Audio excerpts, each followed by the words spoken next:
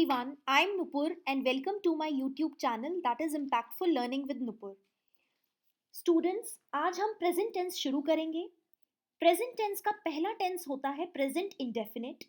इस टेंस के सेंटेंसेस के लास्ट में ता है, ती है, ते हैं आता है। जैसे मैं खेलती हूँ, वह जाता है। जैसे कि आप लोग भी जानते हैं कि हम लोग आपस में तीन तरीके की बातें करते हैं। पहली है एफर्मेटिव, जिसे स्वीकारात्मक कहते हैं, ये हाँ में होती है। दूसरी है नेगेटिव, जिसे नकारात्मक कहते हैं, ये नहीं में होती है।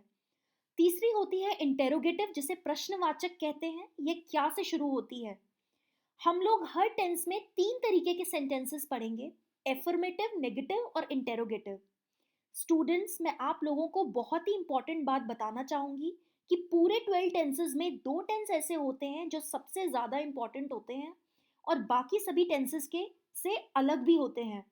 हम लोग इन दो टेंसेस का सबसे ज़्यादा यूज़ करते हैं और एग्जाम्स में भी इन्हीं दो टेंसेस के क्वेश्चंस पूछे जाते हैं। और ये दो टेंस हैं प्रेजेंट इंडेफिनिट और पास्ट इंडेफिनिट। हमें ये दो टेंसेस समझ में आ जाएं तो बाकी टेंसेस बहुत ही ईजी हैं, क्योंकि वो सब एक ही पैटर्न पर चलते हैं। ये दो टेंस ऐसे अलग हैं कि इनके एफर्मेटिव सेंटेंसेस में सब्जेक्ट के बाद हेल्पिंग वर्ब नहीं लिखी जाती। इनकी हेल्पिंग वर्ब तब लिखी जाती है जब नेगेटिव सेंटेंसेस आते हैं। बाकी सभी टेंसेस में एफर्मेटिव सेंटेंस से ही हेल्पिंग वर्ब लिखी जाती है, लेकिन इन दोनों में नहीं। इस तरह से ये थोड़े अलग हैं। तो स्टूडेंट्स, दूसरी इंपॉर्टेंट बात यह बताना चाहूंगी कि प्रेजेंट टेंस पढ़ने के लिए हमने जितने भी कर्ता यानी सब्जेक्ट्स होते हैं उनकी दो टीम बनाई है, क्योंकि प्रेजेंट टेंस के तीन टेंस में दो हेल्पिंग वर्ब का यूज होता है। पहली टीम के कर्ता के साथ अलग हेल्पिंग वर्ब और दूसरी टीम के कर्ता के साथ अलग हेल्पिंग वर्ब यूज होती है। इसलिए हमें इन दोनों टीम्स को याद रखना है कि सब्जेक्ट पहली टीम का है या दूसरी टीम का, जिससे कि सही हेल्पिंग वर्ब का यूज कर सकें। मैं आप लोगों को बता चुकी हूँ कि हेल्पिंग वर्ब्स और मेन वर्ब्स का सही यूज करना ही टेंस पढ़ना है और कुछ नहीं।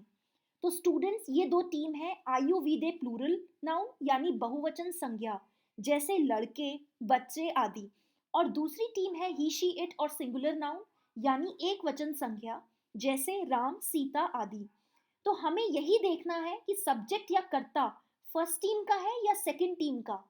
फर्स्ट टीम है आयु विदे प्लूरल नाउन और दूसरी टीम है ही शी इट सिंगुलर नाउन।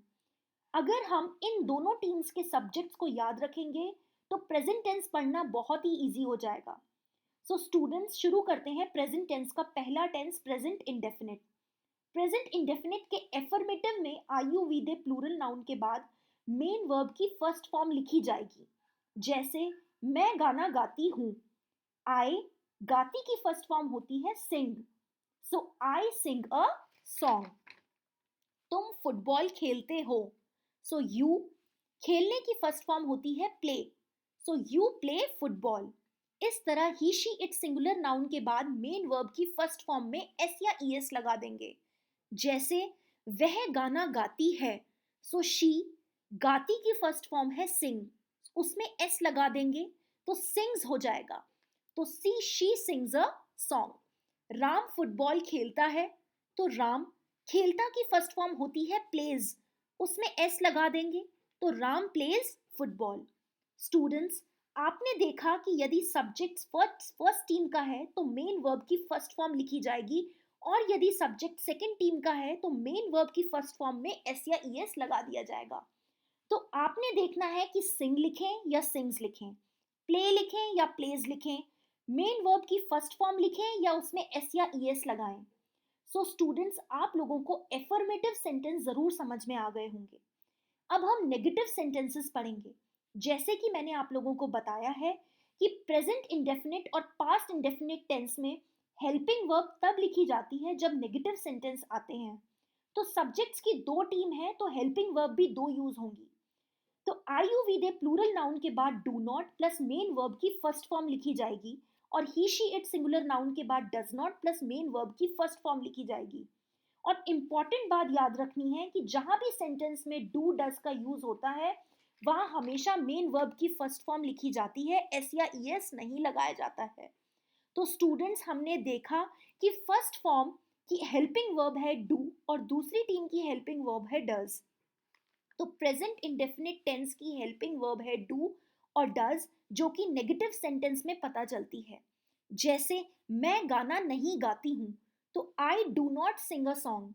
तुम फुटबॉल नहीं खेलते हो, you do not play football. वह गाना नहीं गाती है, she does not sing a song. Ram football नहीं खेलता है, Ram does not play football. Students, negative में हमें केवल यही देखना है कि इस सब्जेक्ट के बाद डू नॉट लिखें या डज नॉट लिखें। आई होप आप लोगों को नेगेटिव सेंटेंस भी समझ आ गए होंगे। अब हम इंटेरोगेटिव सेंटेंसेस पढ़ेंगे। तो किसी भी सेंटेंस को इंटेरोगेटिव बनाना हो, उस टेंस की हेल्पिंग वर्ब को शुरू में सब्जेक्ट से पहले लिखेंगे, तो वो सेंटेंस इंटेरोगेटिव हो जाएगा। तो डू तथा डज को अपने अपने सब्जेक्ट से पहले लिखते हैं, सब्जेक्ट के बाद मेन वर्ब की फर्स्ट फॉर्म लिखते हैं। जैसे क्या मैं गाना गाती हूँ, do I Singh a song.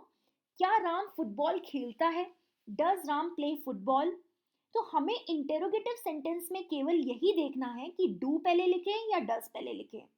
So students, इस तरह हमने प्रेजेंट इंडेफिनिट टेंस कंप्लीट समझ लिया है। तो इसकी समरी ये है कि सेंटेंस एफर्मेटिव है तो मेन वर्ब की फर्स्ट फॉर्म लिखें या एस या ई एस लगाएं। सेंटेंस नेगेटिव है तो डू नॉट लिखें या डज नॉट लिखें। सेंटेंस इंटेरोगेटिव है तो डू पहले लिखें या डज पहले लिखें। तो हमें केवल यही ध्यान रखना है कि सब्जेक्ट कौन सी टीम का है। इस तरह प्रेजेंट इंडेफिनिट टेंस कंप्लीट होता है।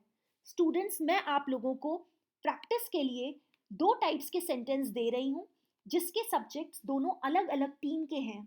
आप लोगों को इन्हें करेक्ट इंग्लिश में लिखना है, ये आपका होमवर्क है। हम पत्र लिखते हैं, हम पत्र नहीं लिखते हैं। क्या हम पत्र लिखते हैं? वह सेब खाता है, वह सेब नहीं खाता है। क्या वह सेब खाता है? So students, I'm sure this video has given you absolute clarity. So please like, share and subscribe the video and channel, that is Impactful Learning with Nupur. Thank you.